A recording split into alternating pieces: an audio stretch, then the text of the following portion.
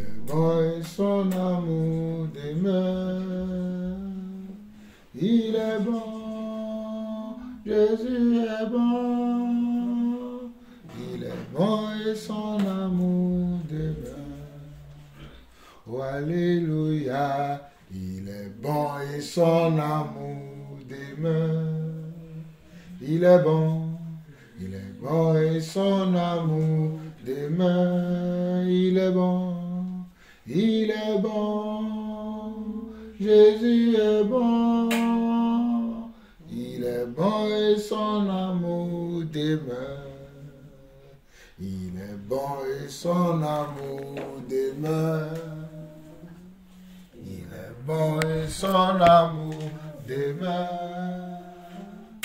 Il est bon, Jésus est bon.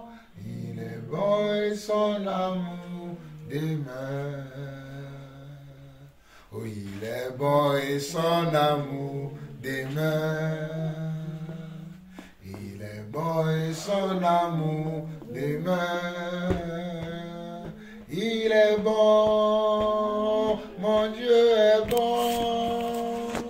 Il est bon et son amour demeure.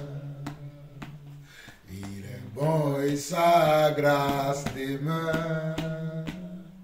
Il est bon et sa grâce demeure. Il est bon, toujours bon. Il est bon et sa grâce demeure. Il est bon et sa grâce demeure. Il est bon et sa grâce demeure. Il est bon, Jésus est bon. Il est bon et son amour demeure.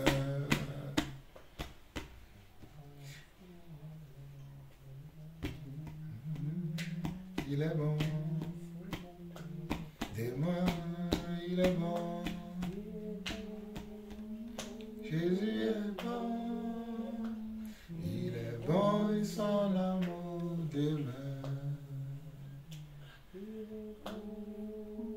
Jésus est bon, il est bon et son amour demeure.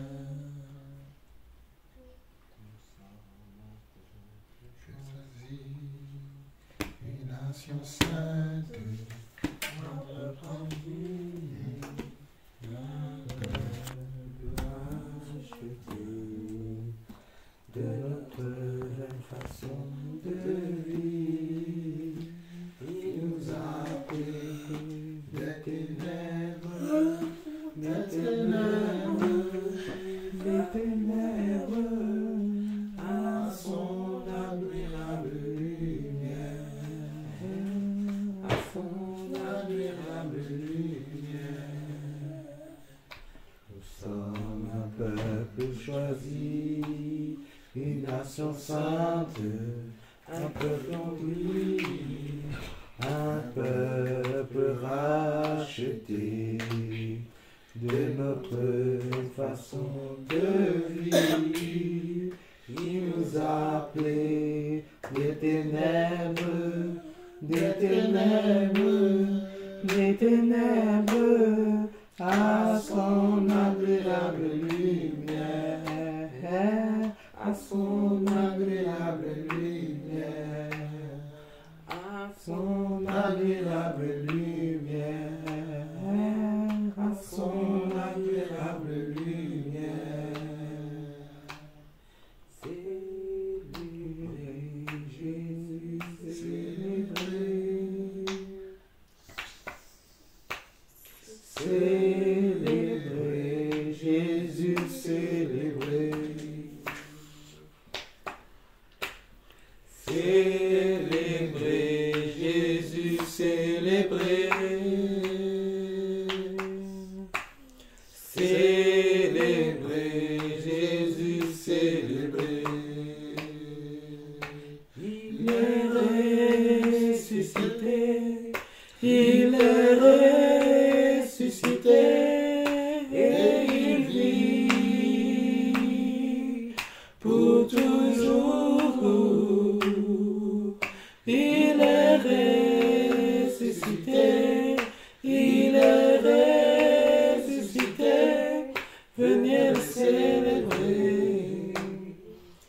venez le célébrer, venez le célébrer, la résurrection du Seigneur, célébrez Jésus, célébrez,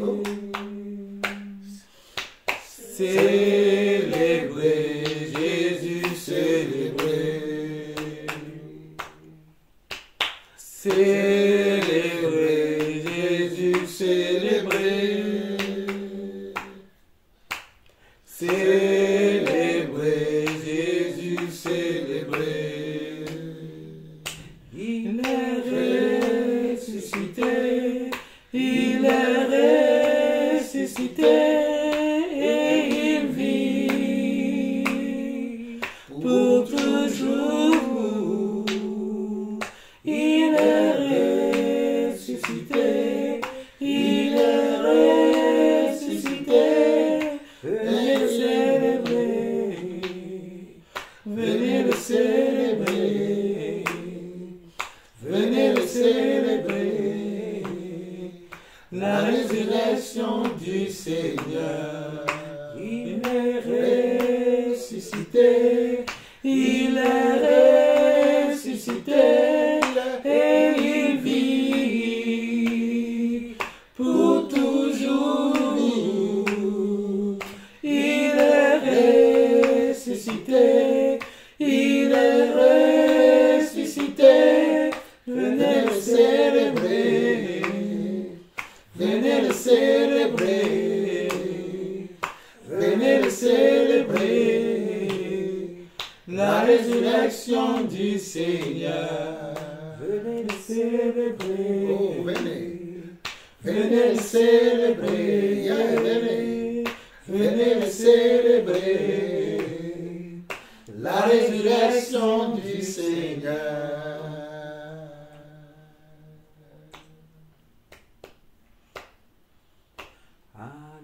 Alléluia, pour la gloire.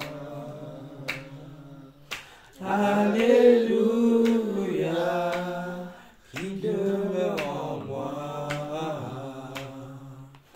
Alléluia, j'élève ma voix pour te louer, mon Seigneur. Alléluia, alléluia, pour l'amour qui dure toujours. Alléluia, qui dure toujours. Alléluia, j'élève ma voix pour te louer, mon Seigneur. Alléluia, alléluia, pour la foi. Alléluia, qui grandit en moi. Alléluia, j'élève ma voix pour te louer, mon Seigneur. Alléluia, alléluia, j'élève ma voix pour te louer, mon Seigneur. Alléluia, alléluia, j'élève ma voix pour te louer, mon Seigneur. Alléluia, pour te louer, mon Seigneur. Alléluia, pour te louer, mon Seigneur. Alléluia.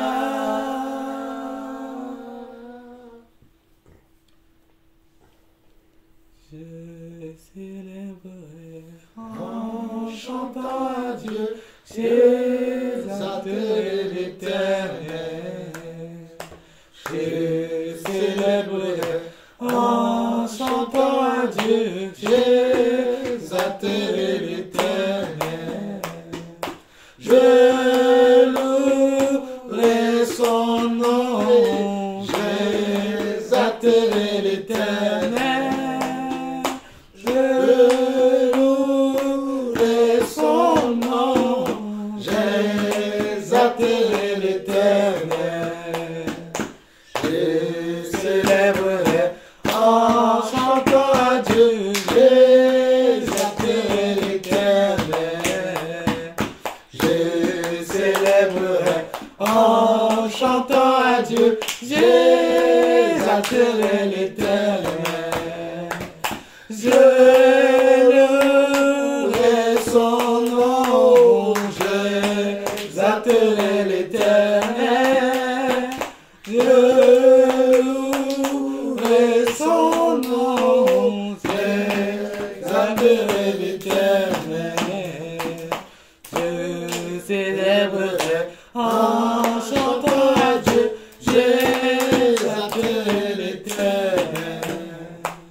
Je célébrerai en chantant à Dieu, j'exalterai l'Éternel. Je louerai son nom, j'exalterai l'Éternel. Je louerai son nom, j'exalterai l'Éternel. Je louerai son nom, j'exalterai l'Éternel. Je louerai son nom, j'exalterai l'Éternel. Je louerai son nom, j'exalterai l'Éternel. Je louerai son nom, j'exalterai l'Éternel. Je louerai son nom, j'exalterai l'Éternel. Je louerai son nom, j'exalterai l'Éternel. Bénissez Israël, bénissez Israël, bénissez Israël en Dieu. Bénissez Israël, bénissez Israël, bénissez Israël en Dieu. Louez l'Éternel, louez l'Éternel en chantant à Dieu. Luttez car la victoire est nôtre. Louez l'Éternel en chantant à Dieu. Luttez car la victoire est nôtre. Louez l'Éternel en chantant à Dieu. Luttez car la victoire est nôtre. Louez l'Éternel en chantant à Dieu. Luttez car la victoire est nôtre. La la la la la la. La la la la la la. La la la la la la la la la. La la la la la la. La la la la la la. La la la la la la la la. Bénissez Israël, bénissez Israël, bénissez Israël en Dieu. Bénissez Israël, bénissez Israël, bénissez Israël en Dieu. Louez l'Éternel, louez l'Éternel en chantant à Dieu. Luttez car la victoire est nôtre. Louez l'Éternel en chantant à Dieu. Luttez car la victoire est nôtre. Ibinu shalom aleichem, Ibinu shalom aleichem, Ibinu shalom aleichem, Ibinu shalom shalom shalom aleichem, Ibinu shalom aleichem, Ibinu shalom aleichem, Ibinu shalom aleichem, Ibinu shalom shalom shalom aleichem, Ibinu shalom aleichem, Ibinu shalom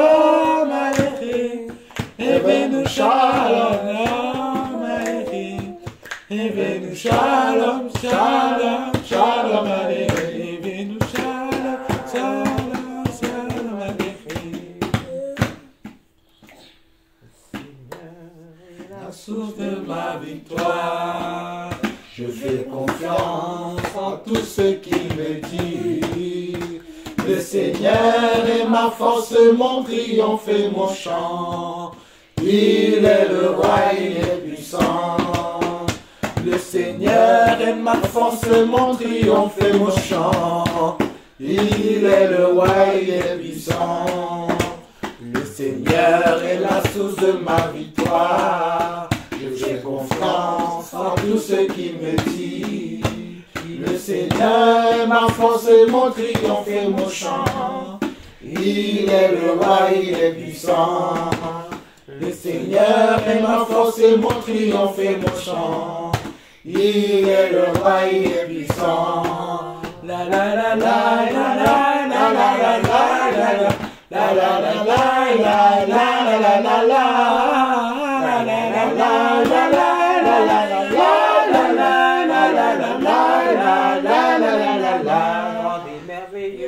Grande et merveilleuse sont toutes tes œuvres, ô Seigneur notre Dieu tout-puissant, juste et véritable dans toute ta volonté, toi le roi éternel, qui sur la terre et dans le ciel est semblable à toi. Tu règnes sur tout l'univers, Dieu d'Israël. Un jour devant toi, tout genou fléchira, toute langue te bénira. Alléluia, alléluia, alléluia, amen. La la la la la, la la la la la la la la la la la. La la la la la la la la la la la. La la la la la la la la la la la la la la la. La la la la la. La la la la la la la la la la la. La la la la la la la la la la la. La la la la la la la la la la la.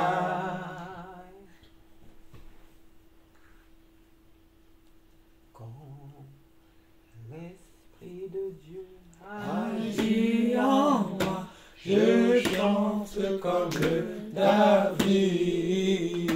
Quand l'Esprit de Dieu agit en moi, je chante comme David.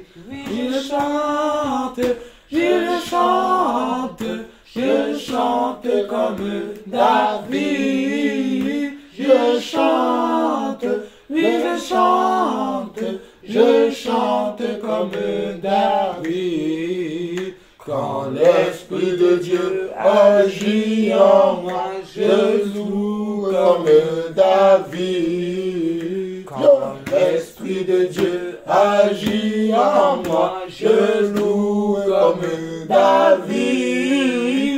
Je loue, je loue, je loue comme David. Je loue, je loue, je loue comme David. Quand l'Esprit de Dieu agit en moi, j'adore comme David. Quand l'Esprit de Dieu agit en moi, j'adore comme David.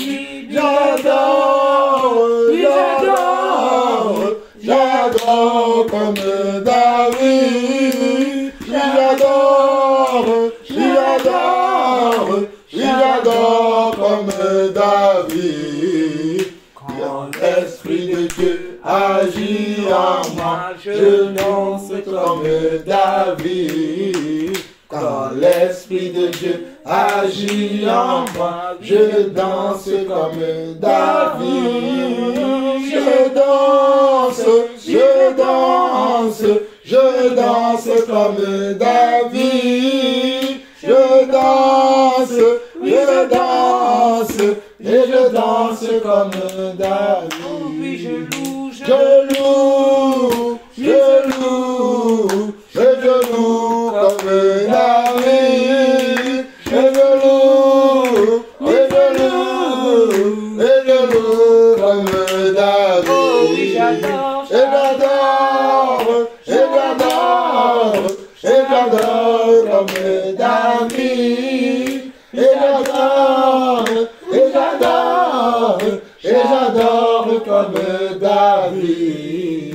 Oui, je danse, Oui, je danse, et je danse comme David. Et je danse, et je danse, et je danse comme David. Et je danse comme David. Et je loue comme David. Et j'adore comme David. C'est pas par ta puissance, mais par mon esprit, dit le Seigneur. C'est pas par ta puissance, mais par mon esprit, dit le Seigneur. Les aveugles verront les souffrances tomberont, et les hommes ressusciteront. C'est pas par ta puissance, mais par mon esprit, dit le Seigneur. C'est pas par ta puissance, mais par mon esprit, dit le Seigneur. Les aveugles verront les souffrances tomberont, et les hommes ressusciteront. C'est pas par ta puissance, mais par mon esprit, dit le Seigneur. C'est pas par ta Puissance, mais par mon esprit, dit le Seigneur. Les aveugles verront, les sourds entendront, et les Les hommes ressusciteront. C'est pas par ta puissance, mais par mon esprit, dit le Seigneur. C'est pas par ta puissance, mais par mon esprit, dit le Seigneur. Les aveugles verront, les souffrances tomberont, les hommes ressusciteront. C'est pas par ta puissance, mais par mon esprit, dit le Seigneur. C'est pas par ta puissance, mais par mon esprit, dit le Seigneur. Les aveugles verront, les souffrances tomberont, et les hommes ressusciteront. C'est pas par ta puissance, mais par mon esprit, dit le Seigneur. C'est pas par ta puissance, mais par mon esprit, dit le Seigneur. Les aveugles verront, les souffrances tomberont, et les hommes ressusciteront. C'est pas par ta puissance, mais par mon esprit, dit le Seigneur. C'est pas par ta puissance, mais par mon esprit, dit le Seigneur. Les aveugles verront, les souffrances tomberont, et les hommes ressusciteront. C'est pas par ta puissance, mais par mon esprit, dit le Seigneur. C'est pas par ta puissance, mais par mon esprit, dit le Seigneur.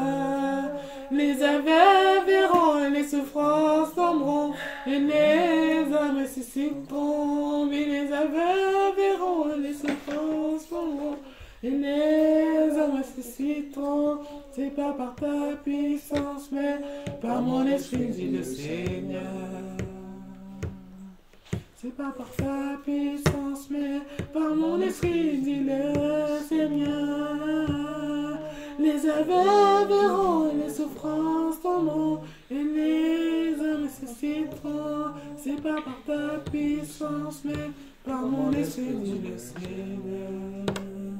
Par mon esprit, dit le Seigneur. Par mon esprit, dit le Seigneur. Amen. Amen. Quelqu'un prie pour nous, on démarre.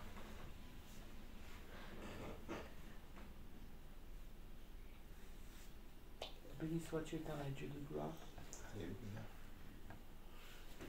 Avant de commencer la prière, nous voulons tout déposer à tes pieds, nos pensées, nos idées, nos envies, nos états. Nous prions, Seigneur Dieu, pour que tout te soit soumis, corps, âme et esprit, afin que nous puissions entendre ce que tu as à nous dire, que nous soyons disposés à t'entendre, Seigneur, afin que quel que soit l'âge que nous avons, nous puissions entendre une parole de ta part, qui nous permettra de nous rapprocher de ton cœur, rapprocher de toi, rapprocher de ce que tu attends de nous, Seigneur. Nous demandons pardon si nous avons eu des comportements, des attitudes, des propos, des paroles, des pensées qui ne glorifient pas ton nom. Et nous ne voulons pas que ces choses fassent obstacle à ta parole, Seigneur Dieu. Fasse obstacle à ce qu'elle puisse rentrer pleinement dans nos cœurs pour pouvoir porter du fruit en tant convenable, Seigneur. Nous te remettons, Seigneur Dieu, ce moment et nous prions que tout soit fait pour la gloire de ton nom et que seul ce que toi tu auras décidé de dire nous soit donné ce soir. Béni sois-tu, mon roi. Au nom de Yeshua Mashiach, j'ai prié. Amen. Amen. Amen. Éternel notre Dieu, nous te bénissons, nous te rendons toute la gloire. Papa, nous profitons également pour remettre nos frères et sœurs à travers le monde en tes mains. Tout cela, Seigneur Dieu, que tu as choisi, que tu as mis à part pour vivre avec toi. Ceux-là en qui tu as mis ton esprit, ceux-là en qui tu as mis ta parole, ceux-là en qui tu as mis tes grâces, tes talents, afin que chacun d'entre nous, Seigneur Dieu, puisse évoluer selon le don que toi-même tu nous as donné. Nous soumettons, Seigneur Dieu, les doléances de tous ces frères et sœurs entre tes mains, Papa. Afin, Seigneur Dieu, que tu puisses, Seigneur Dieu, les exaucer. Parce que nous savons que nous avons des frères qui traversent des moments difficiles, des épreuves douloureuses même peut-être. Nous avons certains qui sont dans les pays qui ne peuvent pas partager la parole comme nous. Ils se cachent souvent dans les grottes, dans les endroits vraiment inappropriés, afin de pouvoir avoir encore la vie pour continuer à t'adorer et t'aimer, Papa. Voilà pourquoi, Éternel notre Dieu, nous nous souvenons aussi de ces frères et sœurs qui sont dans ces endroits vraiment qui sont difficiles d'accès, où ils n'ont pas la liberté de pouvoir exprimer leur foi librement, comme nous le faisons ici en France. Papa, nous soumettons tous ces frères entre tes mains. Également, Seigneur Dieu, nous prions également pour nos membres de famille qui ne t'ont pas encore connus. Seigneur, ou peut-être certains qui t'ont connu, mais qui en temps sont tombés et qui ne sont pas relevés. Peut-être parmi nos frères et sœurs même, qui t'ont connu, qui ont goûté, Seigneur Dieu, à la parole de vie, mais qui sont tombés. Papa, nous prions encore, s'il est possible, de les ramener, Seigneur Dieu, dans le droit chemin, de les ramener, Seigneur Dieu, dans ton agréable royaume, afin qu'ils puissent continuer à marcher avec toi. Nous prions, Seigneur Dieu, que tu puisses leur donner la force de pouvoir résister à la tentation, de pouvoir résister, Seigneur Dieu, au monde, de pouvoir résister, Seigneur Dieu, à tout ce qui les attire, mais qui ne vient pas de toi. Tout ce qui peut les dérouter, tout ce qui peut les amener à sortir de tes volontés, de tes souhaits, de tes plans pour leur vie. Papa, nous prions que tu puisses les garder, Papa. Nous prions également pour les hommes que tu as appelés pour te servir, les femmes que tu as appelées également pour te servir, qui malgré, Seigneur Dieu, les rejets, malgré, Seigneur Dieu, les accusations, les fausses accusations, et Seigneur Dieu, malgré, Seigneur Dieu, au Papa, les oppositions, qu'ils puissent tenir ferme, Seigneur Dieu, dans les voies pour lesquelles tu les as appelés, afin qu'ils puissent continuer à te servir, pour que ton peuple soit nourri, et que ton peuple soit nourri de la bonne manière, de la bonne nourriture, que chacun puisse être à son poste, que chacun puisse faire l'œuvre pour laquelle tu puisses l'appeler, Papa.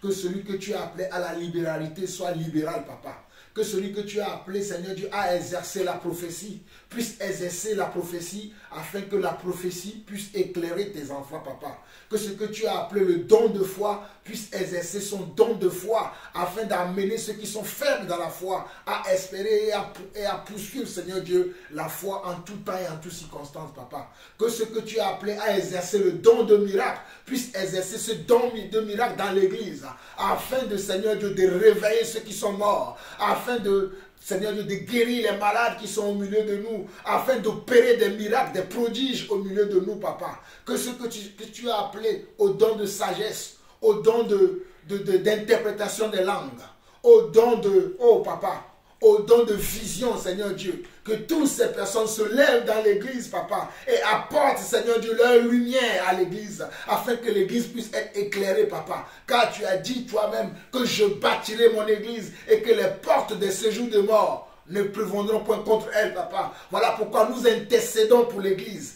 Nous intercédons pour l'église, afin que l'église puisse exercer ses dons et ses talents que tu as mis, Seigneur Dieu, à la disposition de l'église. Tu as mis tous ces dons, ces talents à la disposition de l'église, afin que nous puissions l'utiliser et que nous puissions l'utiliser en bon escient. Voilà pourquoi, papa, nous prions, Seigneur Dieu, que chaque homme, Seigneur Dieu, que chaque femme dans l'église qui a reçu un don, qui a reçu un talent, oh Seigneur Dieu, qu'il s'articule, Seigneur Dieu, qu'il interprète ces dons-là, qu'il utilise ces dons-là dans l'église, afin que l'église puisse en profiter et en bénéficier, papa. Éternel notre Dieu, nous te bénissons, Seigneur. Nous te glorifions. Nous te disons merci, papa. Nous n'oublions pas, Seigneur Dieu, les rois, les préfets, les maires, et toutes ces personnes que tu as élevées en dignité, papa, qui nous conduisent, ces présidents des nations, ces chefs religieux, papa, toutes ces personnes qui nous conduisent, papa, nous ne les oublions pas. Nous prions également afin que tu puisses, Seigneur Dieu, les amener à marcher dans tes voies, afin que nous qui sommes tes enfants, nous puissions avoir une vie digne et paisible dans les pays ou dans les nations où tu nous as placés. Reçois la gloire, l'honneur et la puissance pour des siècles, au nom de Jésus-Christ. Amen. Amen. Amen. Ceux qui sont en train de dormir, là, ne dormez pas. Levez-vous si vous voulez dormir. Là, c'est l'heure de la parole. On ne doit pas dormir. C'est l'heure de la parole. Quand c'est la parole, il faut être éveillé pour suivre. Donc, la dernière fois, nous avons fini aujourd'hui notre enseignement sur ce que nous devons savoir par rapport à nous qui sommes des enfants de Dieu, puisque nous n'avons plus à fêter les fêtes qui se fêtaient dans l'ancienne alliance, et que toutes ces fêtes-là ont été abolies par la mort et la résurrection de Yeshua Mashiach.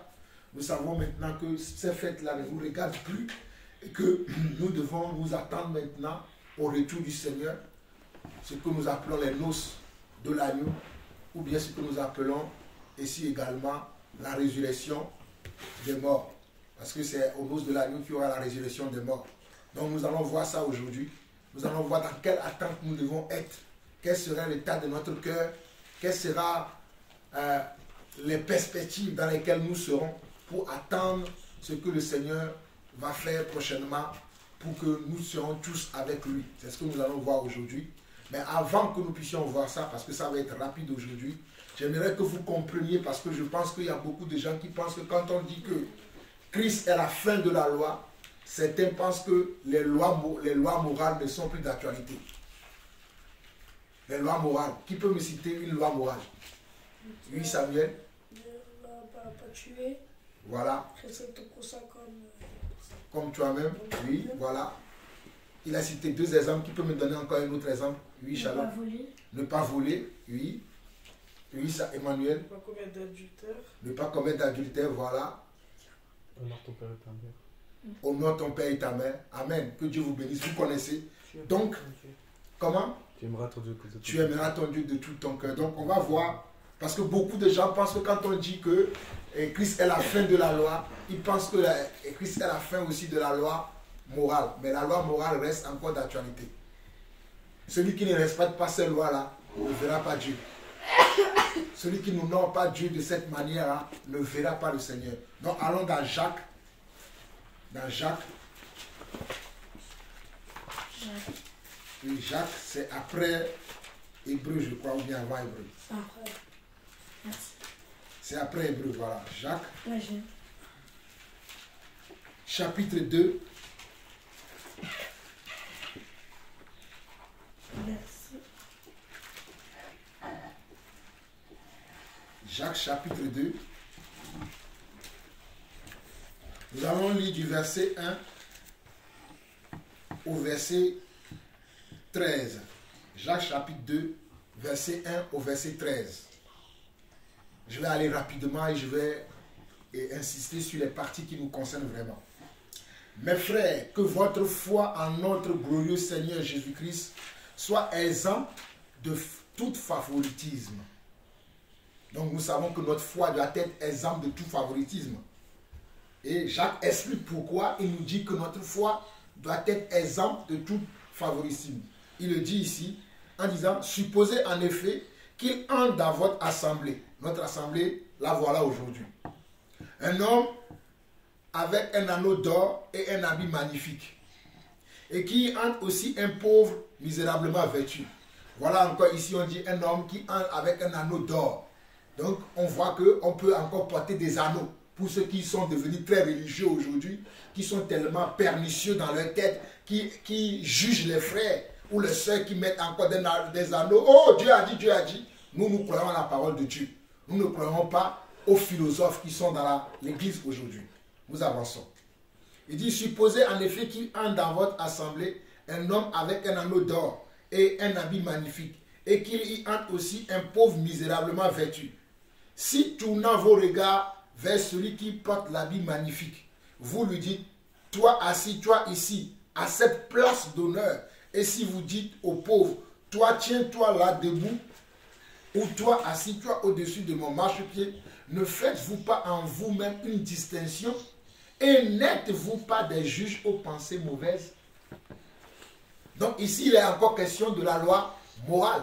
C'est-à-dire, Dieu n'a pas, c'est-à-dire que Christ est venu pour ne pas abolir la loi, mais pour l'accomplir, afin de nous amener à devenir des personnes qui sont excellentes. C'est-à-dire, nous devons être excellents dans notre jugement. Nous ne devons pas avoir esprit de parti dans notre jugement. Nous ne devons pas aimer les gens en fonction de ce qu'ils nous donnent. Il y a des gens qui aiment les gens en fonction de ce qu'ils donnent, surtout les pasteurs. Quand il y a un frère ou une sœur dans l'assemblée qui a le don de libéralité, qui leur donne beaucoup de sous, dès que le frère a besoin de quelque chose, le pasteur est à sa disposition. Mais le frère ou la sœur qui est pauvre dans l'assemblée, qui n'a pas beaucoup de moyens pour faire beaucoup de libéralité, on n'écoute pas cette sœur-là. Limite, même si ce frère ou cette sœur-là pose une question, on ne lui répond même pas, parce qu'elle ne donne rien. Nous ne sommes pas de ces personnes-là. Nous aimons les gens tels qu'ils sont. Gloire à Dieu si nous avons des frères et sœurs qui ont le don de libéralité, qui soutiennent l'œuvre de Dieu, qui soutiennent le serviteur de Dieu. Gloire à Dieu pour ces choses-là. Mais nous ne devons pas aimer les gens en fonction de ce qu'ils donnent. C'est la même chose ici. Hein. Aujourd'hui, les pasteurs, ils aiment que les gens qui participent dans les activités de l'église, qui peuvent soutenir les besoins de l'église. Mais ceux qui n'ont pas de moyens pour soutenir les besoins de l'église, ils ne les calculent même pas. Il peut demander une prière, il va dire, va voir mon assistant pasteur. Il ne peut même pas prier pour ces personnes-là. Mais nous devons comprendre que nous aimons tout le monde. Nous ne faisons pas de division parmi les gens. Nous n'aimons pas les gens par rapport à ce qu'ils donnent. Mais nous aimons les gens parce que Christ aussi nous a aimés. Amen. Amen. Ok. Nous continuons.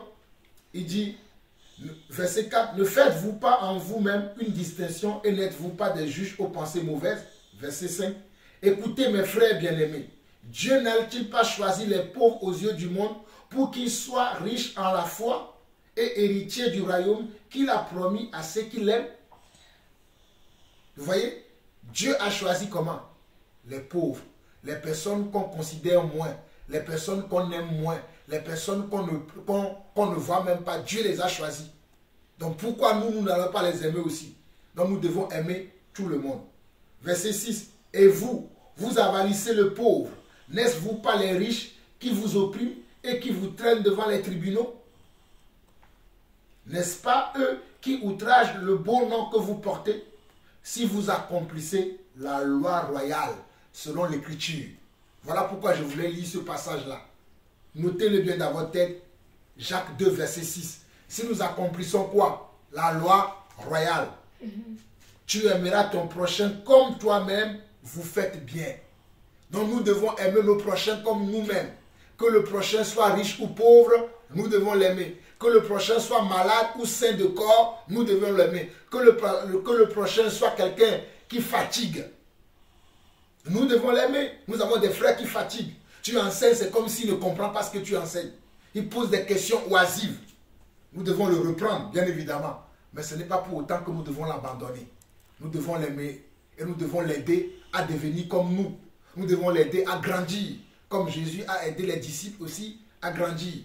Voilà pourquoi il dit ici au verset et 8 plutôt, hein, Jacques 2, 8, si vous accomplissez la loi royale selon l'écriture, tu aimeras ton prochain comme toi-même, vous faites bien. Mais si vous faites du favoritisme, vous commettez un péché. Vous voyez? Si on fait du favoritisme, on commet un péché.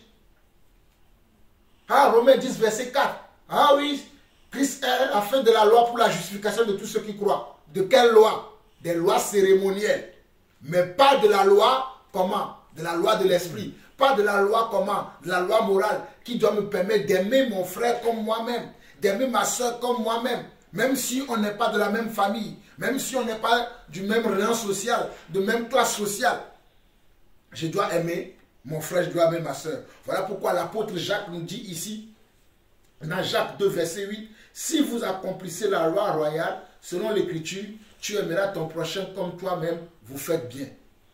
Mais si vous faites du favoritisme, vous commettez comment? Un péché. Vous êtes condamnés par la loi comme des transgresseurs. Si on fait du favoritisme, le favoritisme c'est quoi? C'est aimer les gens par motif d'intérêt. Ah, je sais que David, il va jouer de la guitare s'il est dans mon église. Donc je vais dire, bon, David, viens dans mon église. Ça c'est du favoritisme. Ah ben, je sais que si la sœur Elisheva, elle est là, elle chante bien. Donc j'aime que les gens qui chantent bien. Même les gens qui ne chantent pas bien. Vous pensez que Dieu nous regarde par rapport à nos voix? Dieu nous regarde par rapport à notre cœur. Donc nous devons aimer les gens, peu importe leurs difficultés, peu importe leurs origines, peu importe ce que ces gens-là peuvent faire pour nous ou pas, nous devons les aimer. On ne fait pas de favoritisme. Mais cela ne veut pas dire aussi qu'on ne doit pas reprendre les gens. On ne doit pas être comment? Moins dans l'amour. On ne doit pas aussi être excessif dans l'amour.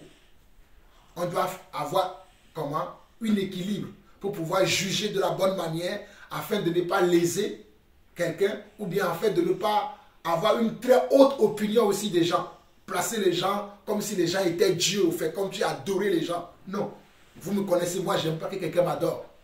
Même si je connais la grâce de Dieu que Dieu m'a fait, j'aime être humble. J'aime amener l'humilité chez les gens. J'aime amener les gens à être comme Christ. Parce que c'est ce que Christ nous a montré à faire. Verset 10. Car quiconque observe toute la loi, mais pêche contre un seul commandement, devient coupable de tous.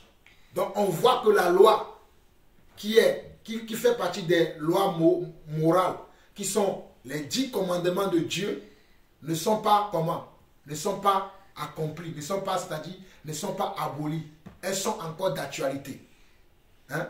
Les 10 commandements de Dieu sont encore d'actualité. Voilà pourquoi on dit au verset 10, car quiconque observe toute la loi, mais pêche contre un seul commandement, devient coupable de tous. Et il explique à partir du verset 11, il dit, en effet, celui qui a dit, tu ne commettras point d'adultère, a dit aussi, tu ne voleras point. Or, si tu ne commets point d'adultère, mais que tu commets un meurtre, tu deviens transgresseur de la loi. Peut-être toi, tu ne commets pas d'adultère, mais tu voles. Mais tu es transgresseur de la loi. Peut-être tu ne voles pas, mais tu mens. Tu es quand même transgresseur de la loi. Peut-être tu ne mens pas, mais tu convoites. Tu es aussi transgresseur de la loi. Peut-être tu ne convoites pas, mais tu envies les gens. Tu es aussi transgresseur de la loi. Amen. Amen. Amen. Ne dormez pas, réveillez-vous. Ok? Verset 12. Parlez et agissez comme devant être jugés par une loi de liberté. Certes, nous allons être jugés par une loi de liberté, mais nous devons parler et agir comme les gens qui sont libres au fait. Ne pas faire les choses comme dans l'hypocrisie. Alors, comme je suis à l'église là, je vais faire semblant que je loue le Seigneur. Ou bien je vais louer le Seigneur. Mais une fois que je sors, je vais mener une vie double. Je vais vivre dans le péché. Je vais vivre dans le déni total. Non. Ah ben je suis à l'église, je loue, hein. Je loue, mais je suis à la maison, je parle mal à ma femme, je parle mal à mes enfants, je parle mal à ma mère, je parle mal à mon père. Mais tu n'obéis pas. N'oubliez pas que vous-même vous avez dit tout à l'heure, honore ton père et ta mère. Ça fait partie de ça, cette loi-là. Ces lois-là ne sont pas abolies. Quand on dit, regardez bien verset 12, verset 13, parlez et agissez. Ce n'est pas simplement dans la parole. On doit parler Mais on doit encore faire quoi? On doit agir. Ce n'est pas simplement dans le parler qu'on doit avoir. On doit avoir et le parler accompagné de quoi? Accompagné de l'agir qui est de l'action. On doit faire des actions. Amen. Je ne dois pas dire à quelqu'un je t'aime simplement dans la bouche, alors que tu sais que celui que tu aimes là, c'est quelqu'un qui a besoin d'aide. Hein? Quelqu'un qui a besoin qu'on l'aide. Moi, je rends grâce à Dieu quand j'ai déménagé. Il y a des gens qui m'ont aidé. Vous-même, vous avez vu. Des gens même qui ne sont même pas des chrétiens. Qui ne sont même pas des croyants comme nous, mais qui m'ont aidé. Et je rends grâce à Dieu également qu'il y a des frères et sœurs dans la foi qui m'ont aidé. Qui m'ont béni financièrement pour que je puisse m'installer. Mais gloire à Dieu. Vous voyez? Dieu, c'est ça. On ne dit pas on aime quelqu'un, mais on l'aime simplement dans la bouche. On doit agir. Voilà pourquoi il nous dit ici, parlez et agissez comme devant être jugé par une loi de liberté. Car le jugement est sans miséricorde pour qui n'a pas fait miséricorde. La miséricorde triomphe du jugement. Vous voyez? Si tu ne fais pas de miséricorde, on ne te fera pas de miséricorde. Si tu ne fais pas de miséricorde, on ne te fera pas de miséricorde. Tu seras jugé en fonction de comment tu juges les autres. Amen. Amen. Tu seras jugé en fonction de comment tu juges les autres. Si tu ne fais pas de miséricorde, toi non plus, tu n'auras pas de miséricorde. Donc n'oubliez pas ce passage-là. Et ne soyez pas comme les gens qui nous posent des questions oisives. Ah frère, ah ben donc Christ est la fin de la loi, donc aujourd'hui on peut vivre n'importe comment. Non, ce n'est pas ce que la parole dit. Ce n'est pas que Christ est de la fin de la loi, mais Christ est la fin de la loi cérémonielle. Tout ce qui touchait à tuer les animaux, pour qu'on puisse faire des sacrifices, toutes ces choses-là, c'est ce que Christ a aboli. Mais les 10 commandements que Moïse a reçus sur le mont Sinaï est toujours d'actualité. Tu aimeras ton Dieu de tout ton cœur. Voilà pourquoi dans le verset 6, il dit, et vers le verset 8 plutôt, verset 8 de Jacques 2, il dit, si vous accomplissez la loi royale, la loi royale veut dire la loi de Dieu, c'est Dieu qui a institué cette loi-là. Si on accomplit cette loi royale-là, selon l'Écriture, tu aimeras ton prochain comme toi-même, vous faites bien. Donc nous devons aimer nos prochains. Amen. Amen. Nous devons aimer nos prochains. Et nos prochains, ce n'est pas simplement les membres de nos familles. Ce n'est pas simplement nos voisins, nos voisines. C'est tout le monde que nous voyons sur cette terre qui est notre prochain. Même notre voisin méchant, qui fait du bruit dans nos oreilles tout le temps, il est notre prochain. On doit l'aimer. Même mon petit frère qui m'embête tout le temps, c'est mon prochain. Je dois l'aimer. Ma petite soeur qui m'embête tout le temps, je dois l'aimer. Certes, je dois l'aimer, mais je dois lui dire que tu dois arrêter de faire telle chose. L'amour corrige. Est-ce qu'on comprend ça? L'amour corrige. Je dois dire à mon petit frère, arrête de mentir, arrête de m'embêter, arrête de voler mes trucs, arrête d'utiliser mal mes choses. L'amour dit la vérité. Est-ce qu'on comprend ça? Ok. On va voir un dernier passage avant de voir les passages qui correspondent à notre enseignement d'aujourd'hui correctement. On va aller dans Éphésiens chapitre 5. Éphésiens chapitre 5. Éphésiens chapitre 5.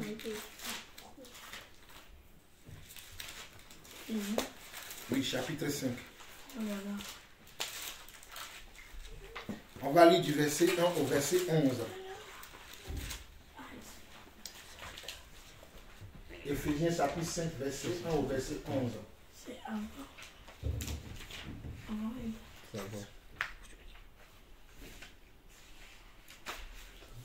Éphésiens chapitre 5, verset 1 au verset 11 qui dit ceci.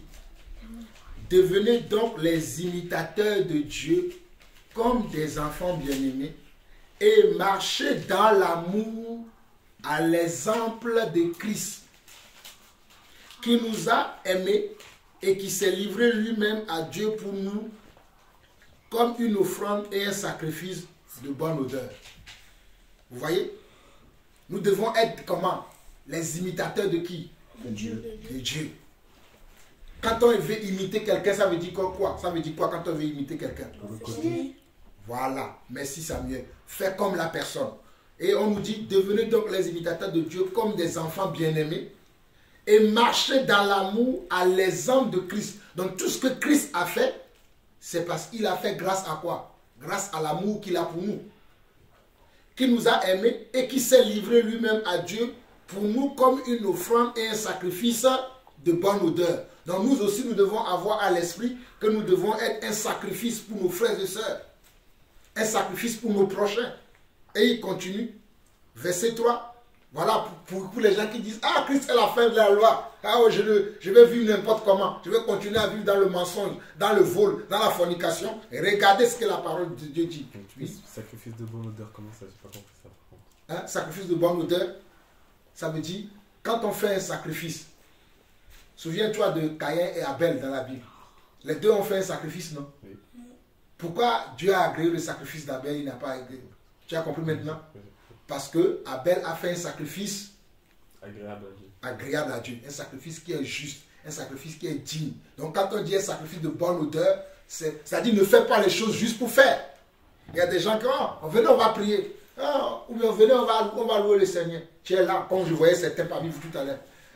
Gloire à Dieu, alléluia, c'est pas une louange. Vous voyez? C'est pas une louange. Parce que tu ne le fais pas agréablement. Mais quand tu le fais agréablement, vous voyez, des fois vous me voyez, je danse, vous rigolez, mais je le fais avec enthousiasme. Je suis content de louer le Seigneur. Donc tu comprends, David, maintenant? De bonne odeur. Voilà. Ok. Le bonne odeur veut dire que la chose que tu donnes, ça soit bon, au fait, comme le mot bon. Ne donne pas quelque chose qui n'est pas bon. Ah, David, viens m'aider. Mais j'arrive. David, viens m'aider. J'arrive. Tu ne viens jamais. Est-ce que c'est bon ça? Mais non, c'est la même chose avec Dieu. Sers-moi. Seigneur, demain je te servirai. Sers-moi, oh Seigneur, demain je te servirai. Sers-moi, David, oh Seigneur, demain je te servirai. Il y a beaucoup de gens dans cette situation, vous rigolez. Hein? Dieu les appelle à le servir. Seigneur, demain je te servirai. Oh Seigneur, moi je vais aller laisser la voisine là lui parler. La voisine là, j'aime pas sa tête. Mais c'est Dieu qui t'envoie. Que tu aimes sa tête ou pas, tu dois aller. Vous comprenez maintenant? Oui. Amen. Donc verset 3, il dit que la débauche, ni aucune impureté, ni la cupidité ne soit même pas nommée parmi vous, ainsi qu'il convient à des saints. Vous voyez? Un saint ne doit pas être cupide. Quelqu'un ici est cupide, lui-même il sait. On doit chasser la cupidité dans notre vie. Amen. On dit que la débauche, ni aucune impureté, ni la cupidité. On ne doit pas avoir des impuretés. Qu'est-ce qui est impur? Qui peut me donner une impureté, un exemple d'impureté? Voler, c'est une impureté. Voler, c'est une impureté. Tuer. Tuer, c'est une impureté. Mentir. Mentir aussi, c'est une impureté. Vol. Non.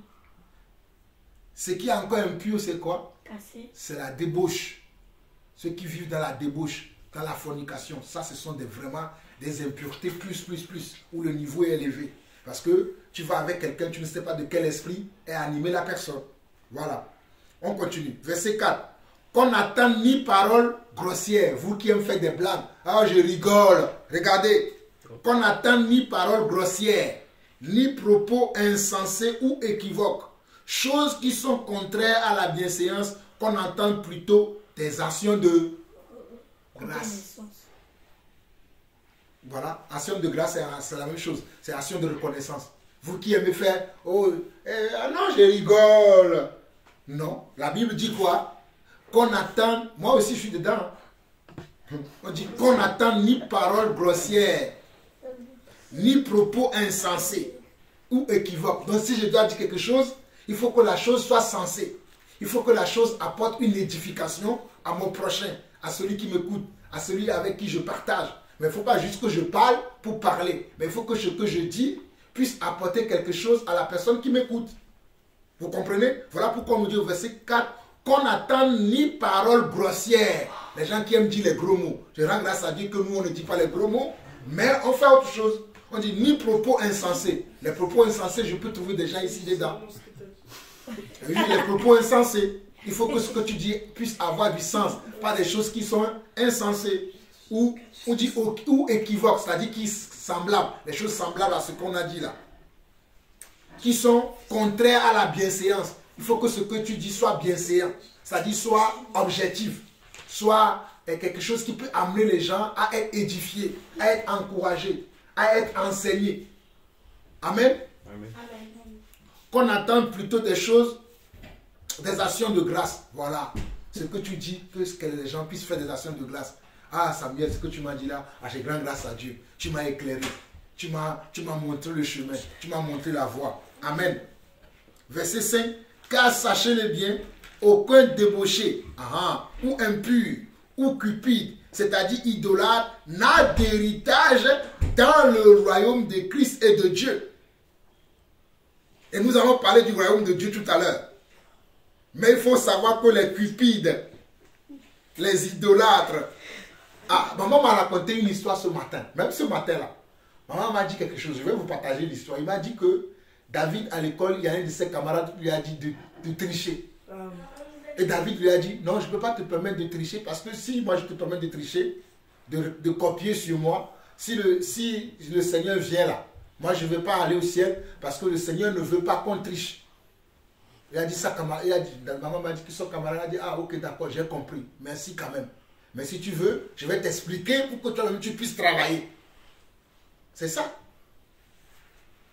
Il a dit, au lieu de copier sur moi, je vais t'expliquer le cours pour que toi-même tu puisses faire le devoir qu'on nous a donné. Mais copier sur moi, ça c'est la tricherie. Et ça, je ne peux pas te le permettre parce que je suis enfant de Dieu. Mais David, il a compris. Il a raison. Tu ne triches, tu ne copies pas les devoirs des autres. Tu dois apprendre à travailler toi-même pour ne pas aller copier chez les gens. Vous voyez? Le péché, on le fait facilement. Hein. Voilà pourquoi on nous dit ici, regardez bien le verset 6. Verset 5 plutôt. Car sachez-le bien, aucun débauché, ou impur, ou cupide, c'est-à-dire idolâtre, n'a d'héritage dans le royaume de Christ et de Dieu. On peut dire ici aucun voleur, ou bien aucun tricheur. Un voleur, c'est un tricheur. Est-ce que vous le savez? Parce que tu vas voler la sagesse de quelqu'un d'autre. C'est que la personne écrit sur sa copie. C'est toi qui as réfléchi à ça. Oui, c'est volé. Ah oui, je vous dis la vérité. Copier chez les gens, c'est du vol. Ce n'est pas toi qui as réfléchi.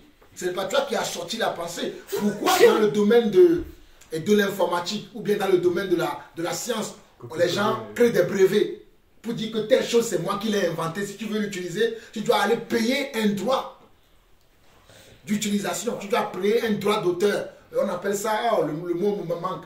Mais tu dois payer un droit de propriété. Tu dois payer le droit de propriété pour pouvoir acheter l'idée là, pour utiliser l'idée.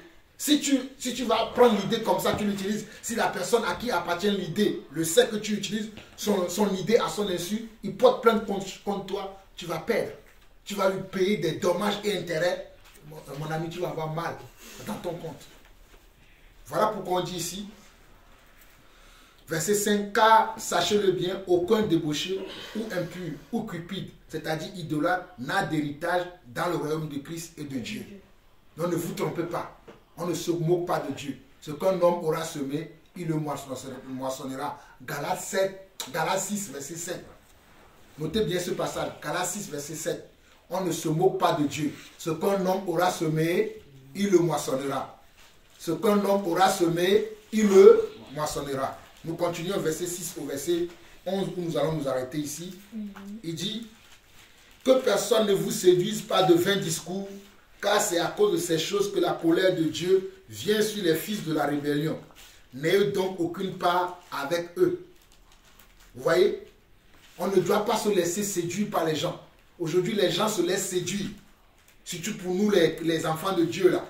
Les enfants de Dieu qui ne respectent plus Dieu aujourd'hui. Ils rentrent dans le monde, ils font les mêmes choses comme le monde. Ils vont à l'église, ils chantent comme s'ils sont au Star, comment vous appelez ça, la Star Academy ou bien les trucs du monde là qu'on fait là. On fait même ça dans l'église maintenant. On fait les compétitions mondaines dans l'église.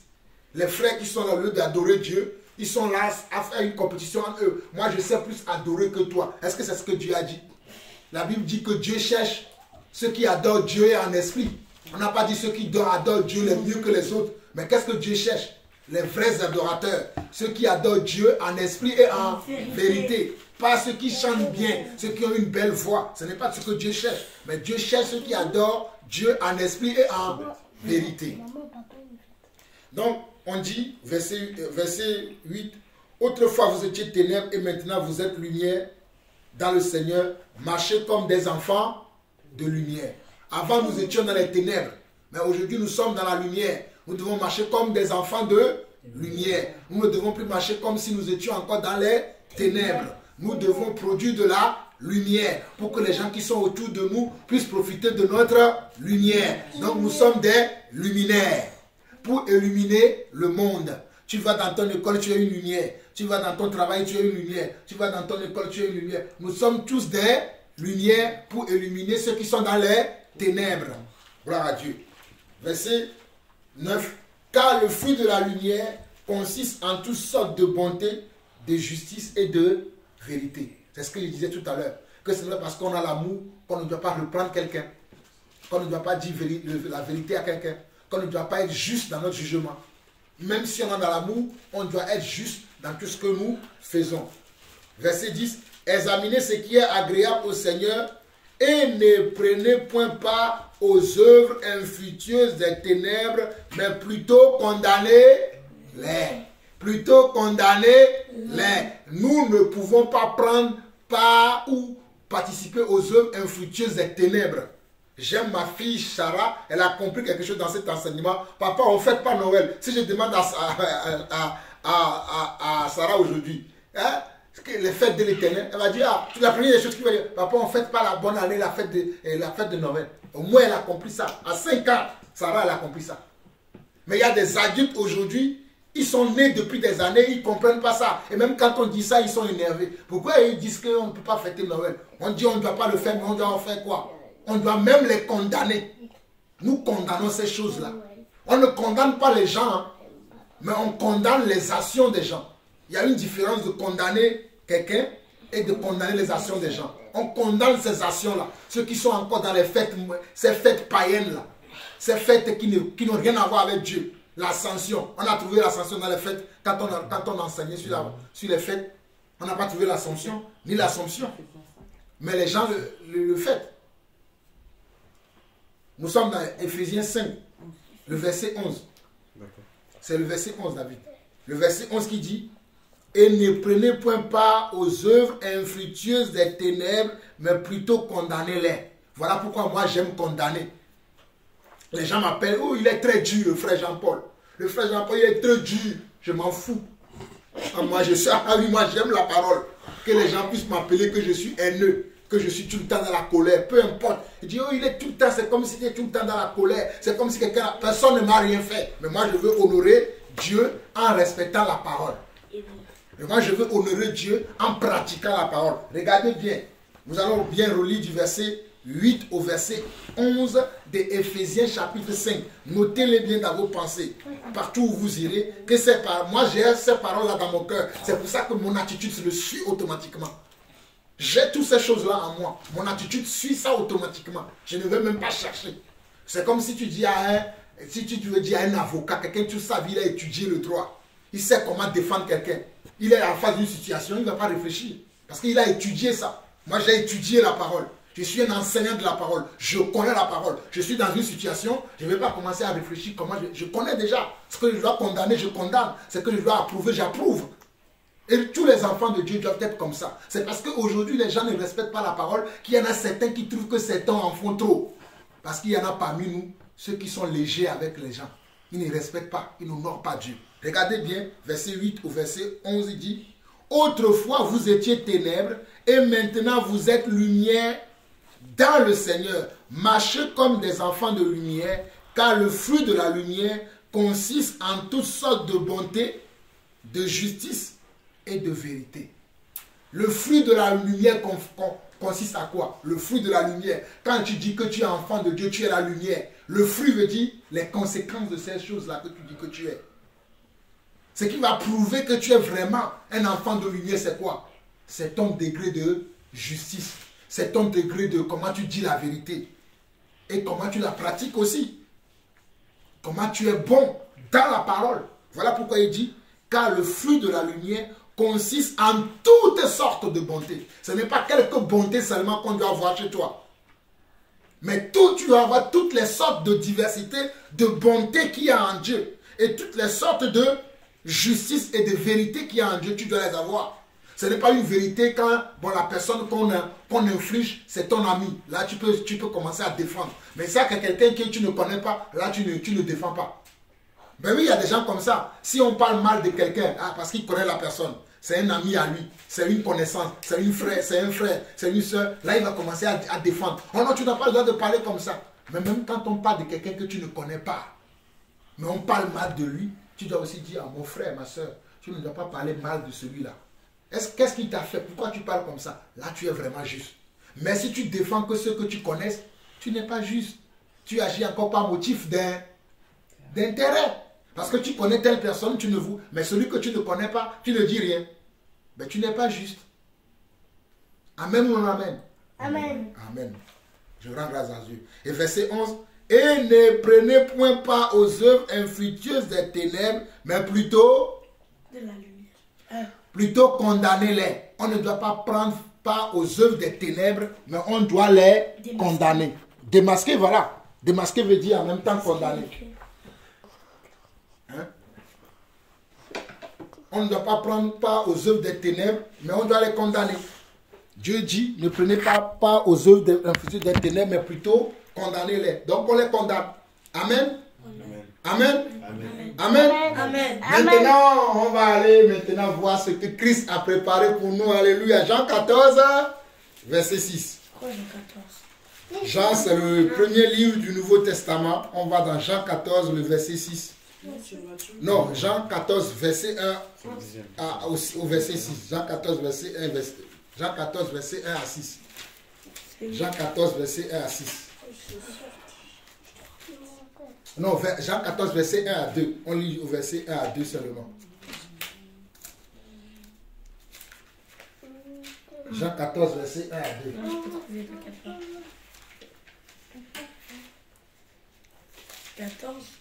On a déjà fait le 15. Jean 14, verset 1 à 2 qui dit ceci. Que votre cœur ne se trouble point.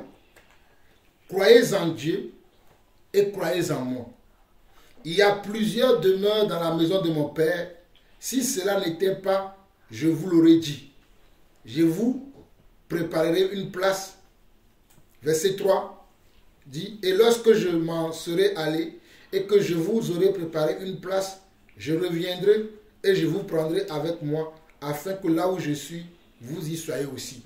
Nous nous arrêtons au verset 3. Vous avez vu?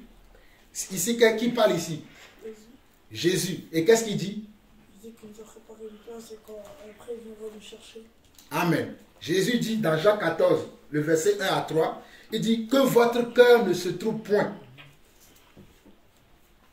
Ça veut dire qu'on ne doit pas se troubler dans notre cœur. Et ensuite il dit quoi? Il dit croyez en Dieu et croyez aussi en moi. Il y a plusieurs demeures dans la maison de mon Père. Si cela n'était pas, je vous l'aurais dit. C'est-à-dire ce que Jésus dit ici là, c'est vrai, c'est certain. Voilà pourquoi il nous précise, il dit si cela n'était pas vrai, je vous l'aurais dit. Mais il dit qu'il y a beaucoup de demeures là-bas. Là-haut, tout là-haut, je verrai mon sauveur là-haut. Je verrai mon sauveur là-haut, tout là-haut. Je verrai mon sauveur là-haut. Mon sauveur va me préparer un lieu. Je verrai mon sauveur là-haut. Alléluia. Je verrai mon sauveur là-haut, là-haut. Je verrai mon sauveur là-haut. Alléluia. Je verrai mon sauveur là-haut, là-haut. Je verrai mon sauveur là-haut. Mon sauveur. Mon sauveur va me préparer un lieu. Je verrai mon sauveur là-haut. Alléluia. Mon sauveur va me préparer un lieu. Je verrai mon sauveur là-haut.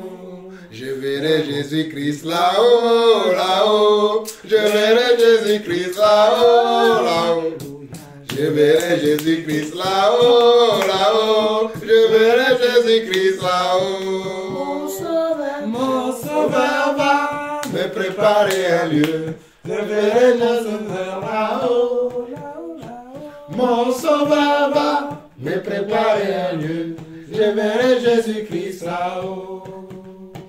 Nous serons dans la paix. Là-haut, là-haut, nous nous serons dans la paix là-haut, là-haut, là-haut. Nous serons dans la paix là-haut, là-haut. Nous serons dans la paix là-haut. Mon sauveur va me préparer un lieu. Je verrai la sauveur là-haut. Mon sauveur va me préparer un lieu.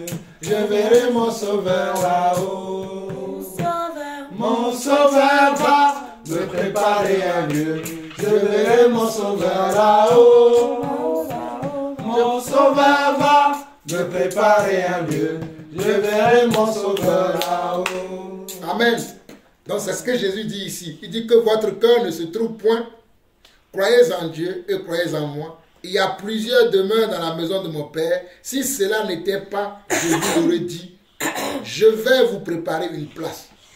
Et lorsque je m'en serai allé et que je vous aurai préparé une place, je reviendrai et je vous prendrai avec moi, afin que là où je suis, que vous y soyez aussi. Donc c'est garanti pour nous. C'est rassuré pour nous. C'est une assurance que nous avons une place là-bas, là-haut, à côté du Seigneur, pour demeurer éternellement avec lui. Donc c'est ça que nous attendons. Voilà pourquoi nous ne sommes pas dans les fêtes bizarres du monde là. Amen. Amen. 1 Thessaloniciens chapitre 4. Quoi? 1 Thessaloniciens chapitre 4. Thessaloniciens? Oui, 1 Thessaloniciens. C'est après Galates, je crois. Colossiens, c'est après Colossiens plutôt. Ah, merci. 1 Thessaloniciens chapitre 4. 1 Thessaloniciens chapitre 4. Nous commençons à partir du verset 13 jusqu'au verset 18. 1 Thessaloniciens chapitre 4. Verset 13 au verset 18.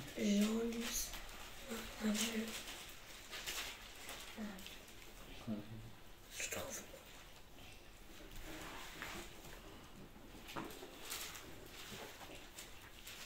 Merci maman. Là-haut, tout là-haut, je verrai mon sauveur là-haut, là-haut, là-haut, là-haut, là-haut, je verrai mon sauveur là-haut. Donc tout le monde a trouvé 1 Thessaloniciens chapitre 4, verset 13 au verset 18 dit ceci. Chapitre 4. Verset 13 au verset 18 dit ceci. Merci. Nous ne voulons pas, frères, que vous soyez dans l'ignorance au sujet de ceux qui sont décédés, afin que vous ne vous affligiez pas comme les autres qui n'ont point d'espérance. C'est pour ça que je voulais vous donner l'espérance d'abord que Christ nous a donné. Cette espérance-là, c'est ce que nous avons vu tout à l'heure dans Jean chapitre 14, le verset 1 à 3. Là, ici, l'apôtre Paul précise encore. Il dit, regardez bien ce qu'il dit. Il dit, nous ne voulons pas, frères, que vous soyez dans l'ignorance. Aucun enfant de Dieu ne doit pas être dans l'ignorance. Voilà pourquoi les gens qui sont ignorants, ils sont dans les fêtes pour essayer de cacher leur ignorance. Mais nous ne sommes pas, nous, dans l'ignorance. Nous avons la connaissance. Nous connaissons celui qui nous a appelés. On peut nous traiter d'orgueilleux, nous l'acceptons. Moi, j'accepte maintenant qu'on m'appelle d'orgueilleux. Je connais le Seigneur que je sais. Je ne sais pas un homme, je sais le Dieu Tout-Puissant. Il m'a ouvert les yeux afin que je puisse le connaître. De tout, je puisse connaître tout de lui et je le connais. On peut blaguer les gens, mais blaguer Jean-Paul Lawson, tu peux pas. No way, comme disent les Anglais. Donc on continue. Verset 14. Car, regardez bien, il dit verset, car si nous croyons que Jésus-Christ est mort et qu'il est ressuscité, croyons aussi que Dieu ramènera par Jésus et avec lui ceux qui sont décédés. Ceux qui sont décédés, Dieu va faire quoi? Dieu va les ramener aussi à la vie. Voilà pourquoi nous croyons En Dieu. comment? Nous croyons à la rencontre, à notre rencontre avec le Seigneur. Je continue, vous allez comprendre. Verset 15. Voici en effet ce que nous déclarons d'après la parole du Seigneur. Ce que nous déclarons, est-ce que c'est notre propre parole? Non. C'est la parole de qui? De Dieu. Écoutez. D'après la parole du Seigneur. Nous les vivants, restés pour l'avènement du Seigneur, nous ne dévancerons pas ceux qui sont décédés. Nous les vivants là, nous qui sommes là, nous sommes vivants, non? Paul dit que nous ne dévancerons pas ceux qui sont décédés. C'est-à-dire ceux qui sont morts dans le Seigneur. Ceux qui ont cru au Seigneur, mais ils sont morts. Peut-être qu'ils sont morts d'un cancer. Peut-être qu'ils ont fait un accident, ils sont morts. Peut-être qu'ils sont morts naturellement comme ça. Ils n'ont pas eu aucun problème de santé, mais ils sont morts. Mais ils sont morts en étant dans la foi, en étant dans le Seigneur. Mais ils sont quand même morts. Mais Paul dit que nous ne les dévancerons pas. Il continue. Verset 16, il dit, car le Seigneur lui-même a un signal donné à la voix d'un archange et au son de la trompette de Dieu descendra du ciel et les morts en Christ ressusciteront premièrement. Donc lorsque la voix retentissante de l'ange, c'est ce qu'on appelle ici l'archange, va être donnée, les morts en Christ ressusciteront premièrement. C'est-à-dire mon grand-père, Daniel Lawson, s'il est mort dans la foi, quand la trompette va sonner, il va se réveiller. Votre arrière-grand-père, Simon Tchenche, va se réveiller s'il était dans la foi. Notre arrière-grand-père vont se réveiller. Abraham va se réveiller. Ah oui. Étienne, qu'on a lapidé, va se réveiller. Parce qu'ils sont morts en Christ. Amen. Amen. Amen. Ok. Verset 17. Ensuite, nous les vivants, les morts en Christ, c'est eux qui vont se ressusciter premièrement. Mais ensuite, nous les vivants, qui seront restés, nous serons tous ensemble enlevés avec eux sur les nuées à la rencontre du Seigneur dans les airs et ainsi plutôt, regardez, et ainsi nous serons toujours avec le Seigneur. Nous serons toujours avec qui? Le Seigneur. Donc quand le signal va être donné, les morts en Christ ressusciteront comment? Premièrement. Est-ce que vous comprenez tout ça? Quand le signal de l'ange va être donné, les morts en Christ ressusciteront premièrement. Et nous qui sommes les saints, qui resteront vivants à ce moment-là, nous aussi, et les morts en Christ qui sont ressuscités, nous irons à la rencontre de qui? De Dieu dans les airs, et ainsi nous serons avec lui éternellement. Et regardez le verset 16, il dit quoi? Verset 18 plutôt, il dit quoi? Il dit quoi? Consolez-vous donc les uns les autres par ces paroles. Donc notre parole de consolation, ce n'est pas notre compte en banque. Notre parole de consolation, ce n'est pas notre sport. Que tu aies perdu le match ou que tu as gagné, ça c'est les choses de la terre. Je parle à quelqu'un ici. Que tu as perdu le match ou tu as gagné, ça c'est les choses de la terre. Mais ta parole de consolation, c'est que tu vas aller à la rencontre du Seigneur pour rester éternellement avec lui. Voilà pourquoi j'ai chanté tout à l'heure. Je verrai Jésus-Christ là-haut, là-haut. Je verrai Jésus-Christ là-haut, là-haut. Là-haut, là-haut. Je verrai Jésus-Christ là-haut. Mon sauveur va me préparer un lieu. Je verrai Jésus-Christ là-haut. Mon sauveur va me préparer un lieu. Je verrai Jésus-Christ là-haut. Donc vous voyez, donc c'est avec ces paroles-là que nous devons nous consoler. C'est pour ça que nous ne fêtons plus Yom Kippur, la fête des temples, la fête des tabernacles, Pâques, Pentecôte, et tout ça là. Nous ne sommes plus dans ça. Nous attendons une seule chose, le retour de notre Seigneur pour être éternellement avec lui. Est-ce que vous croyez ça vraiment? Si vous croyez vraiment, allons dans Apocalypse 19. Vous allez voir ça encore dans Apocalypse 19. C'est vendredi. Apocalypse, c'est vers la fin de la Bible. C'est tout chapitre de la Bible. Apocalypse 19, on va lire du verset 1 à 9. Apocalypse 19, verset 1 à 9. Je ne sais pas si chez moi c'est la même chose. Ouais, c'est la même chose. C'est ça ce qu'on appelle les noces de l'agneau. Le retour du Seigneur, c'est ce qu'on appelle encore les noces de l'agneau. Apocalypse 19, verset 1 à 9. Apocalypse 19, verset 1 à 9. Et je dirais à maman de lire rapidement pour nous. Ok. Apocalypse 19, verset 1 à 9. Ou David peut lire. Qui veut? Celui qui veut, il peut lire. Moi. David, Emmanuel, vas-y, lis fort. Après cela, j'entendis dans le ciel comme la voix forte d'une foule nombreuse qui disait « Alléluia, le salut, la gloire et la puissance sont à notre Dieu, parce que ses jugements sont véritables et justes, car il a jugé la grande prostituée qui corrompait la terre par sa débauche, et il a vengé le sang de ses serviteurs en leur redemandant de sa main. Et ils dirent une seconde fois, Alléluia, et sa fumée monte aussi au siècle des siècles. Et les 24 vieillards et les 4 êtres vivants se prosternèrent et adorèrent Dieu, assis sur le trône en disant, Amen, Alléluia. Et une voix sortit du trône disant, Louez notre Dieu, vous tous ses serviteurs, vous qui le craignez, petits et grands. Et j'entendis comme la voix d'une foule nombreuse, comme un bruit de grosses eaux, et comme un bruit de forts coups de tonnerre, disant Alléluia, car le Seigneur, notre Dieu Tout-Puissant, est entré dans son règne.